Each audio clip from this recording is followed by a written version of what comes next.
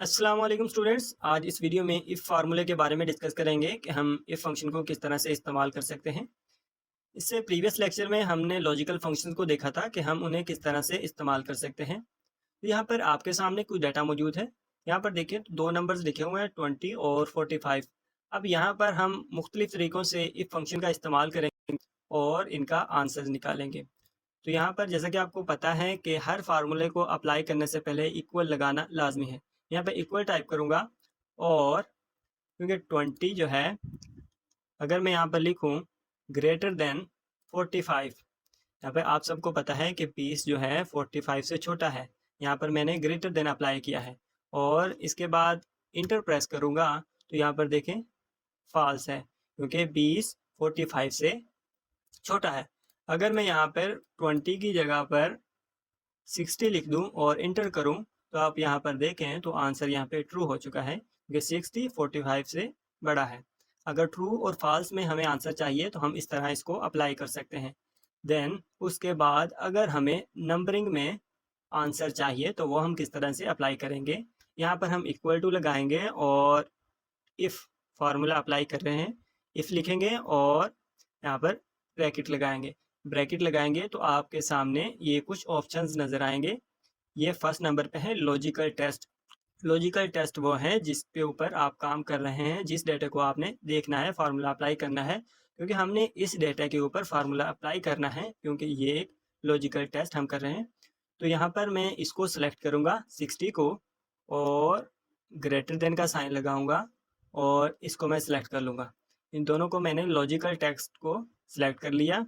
Then उसके बाद यहाँ पे मैं कॉमा टाइप करूँगा और उसके बाद यहाँ पे पूछ रहा है वैल्यू इफ़ ट्रू, क्योंकि हमें 1 और 0 में चाहिए। वैल्यू इफ़ ट्रू हो तो यहाँ पर 1 लिखा हुआ आ जाए, फिर कॉमा, अगर फॉल्स वैल्यू हो तो 0 लिखा हुआ आ जाए। ये लिखने के बाद हम ब्रैकेट क्लोज करेंगे और इंटर कर देंगे। यहाँ पर देखें तो आंसर 1 है क्योंकि ये ट्रू है। अगर यहाँ पर मैं इसकी वैल्यू चेंज करूँ, 30 करूँ और इंटर करूँ तो आप यहाँ पर देखें यहाँ पर भी फॉल्स हो चुका है और यहाँ पर भी 0 हो चुका है क्योंकि 30 जो है 45 से छोटा है। इस वजह से ये इस तरह देखें, अब मैंने चेंज किया, अगेन यहाँ पे चेंज हो चुका है। अब हम पास और फेल के अंदर इफ़ फंक्शन का इस्तेमाल करेंगे। यहाँ पर इक्वल टू लगाऊंगा और इफ़ टाइप करूँगा और यहाँ से फिर ब्रैकेट लगाऊंगा और अगेन मैं लॉजिकल टेस्ट अप्लाई करूँगा। इसको सिलेक्ट करके अगेन ग्रेटर देन इसको सिलेक्ट करूँगा और कॉमा टाइप कर दूँगा। देन उसके बाद यहाँ पर है वैल्यू इफ़ ट्रू। जब भी हम यहाँ पर टेक्स्ट लिखेंगे यानी ABC वगैरह लिखेंगे तब हम यहाँ पर डबल कोड लगाएंगे। जब हमें यहाँ पर वैल्यू ट्रू और फॉल्स लगानी हो, टेक्स्ट लिखना हो, तो हम यहाँ पर डबल कोड के अंदर लिखेंगे। अगर हमें इसके अंदर न्यूमेरिक वैल्यू लिखनी हो तब हम डबल कोड्स इसका इस्तेमाल नहीं करेंगे, सिंपल लिख देंगे।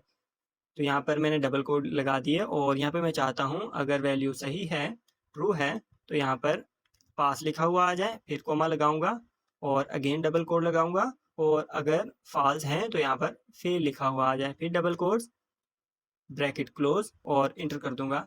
आंसर क्योंकि सही है, 60 45 से बड़ा है, तो यहाँ पर आंसर पास आ चुका है। अगर यहाँ पर अगेन मैं चेंज करूँ, 30 कर दूँ, इंटर करूँ, तो यहाँ पर देखें आंसर फेल आ चुका है।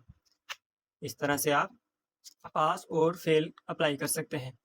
देन उसके बाद अगर आप चाहते हैं कि आपका आंसर कैपिटल में आए, यानी कि पास यहाँ पे लिखा हुआ है तो कैपिटल है, फेल लिखा हुआ है तो कैपिटल है, वो किस तरह से आएगा।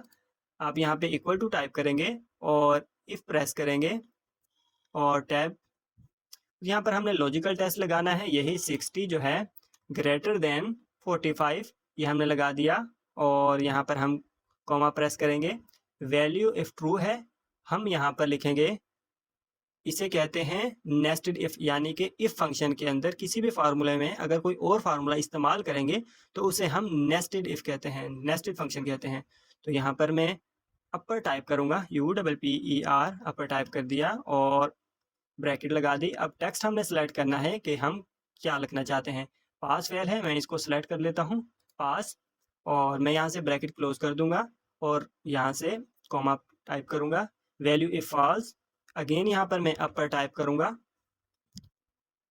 अपर ब्रैकेट और अगेन मैं टेक्स्ट सेलेक्ट करूँगा, close, then again bracket close और इंटर कर दूंगा। यहाँ पर देखें तो यहाँ पर जो आंसर आया है वो कैपिटल में आया है, पास जो लिखा हुआ है वो कैपिटल अल्फाज में है, लेकिन यहाँ पर देखें छोटे अल्फाज में है, यहाँ पर कैपिटल में है। यहाँ पर अगर हम यस और नो में आंसर चाहते हैं इफ फंक्शन का इस्तेमाल करते हुए, अगेन यहाँ पे इक्वल टू टाइप करेंगे, इफ ब्रैकेट और लॉजिकल टेस्ट हम 60 को सिलेक्ट करेंगे और ग्रेटर देन 45, यहाँ पर कोमा टाइप करेंगे, यहाँ पर डबल कोटेशन लगाएंगे और यस टाइप करने के बाद double quotation close, again comma and again double quotation और नोट नो लिख देंगे, डबल कोटेशन क्लोज और ब्रैकेट क्लोज और इंटर कर देंगे। आंसर आ चुका है। अब अगर मैं यहाँ पर चेंजिंग करूँ, 25 लिखता हूँ, इंटर करता हूँ, तो यहाँ पर देखें आंसर चेंज हो चुके हैं क्योंकि हमने यहाँ पर इफ फंक्शन लगा दिया है, हमने सब के अंदर इसी डाटे को लिया है। अगर मैं इसके अंदर चेंजिंग करता हूँ तो ये आंसर भी चेंज हो रहे हैं। तो यहाँ पर हमने आज इफ फंक्शन का इस्तेमाल सीखा कि अगर हमें ट्रू और फॉल्स चाहिए तो हम इफ फंक्शन को किस तरह इस्तेमाल करेंगे, अगर न्यूमेरिक वैल्यू में हमें आंसर चाहिए तो किस तरह से इस्तेमाल करेंगे, अगर पास फेल कैपिटल या स्मॉलर चाहिए तो वो हम किस तरह से करेंगे, अगर यस नो में आंसर चाहिए तो इस फंक्शन का हम किस तरह से इस्तेमाल कर सकते हैं। उम्मीद है आपको ये इफ फंक्शन का इस्तेमाल अच्छे से समझ आ गया होगा। अगर इसके रिलेटेड कोई क्वेश्चन है तो आप कमेंट बॉक्स में पूछ सकते हैं और डिस्क्रिप्शन में हमारे इंस्टाग्राम का लिंक मौजूद है, तो आप वहाँ पर भी मैसेज कर सकते हैं। तो मिलते हैं नेक्स्ट वीडियो में, तब तक के लिए अल्लाह हाफिज़।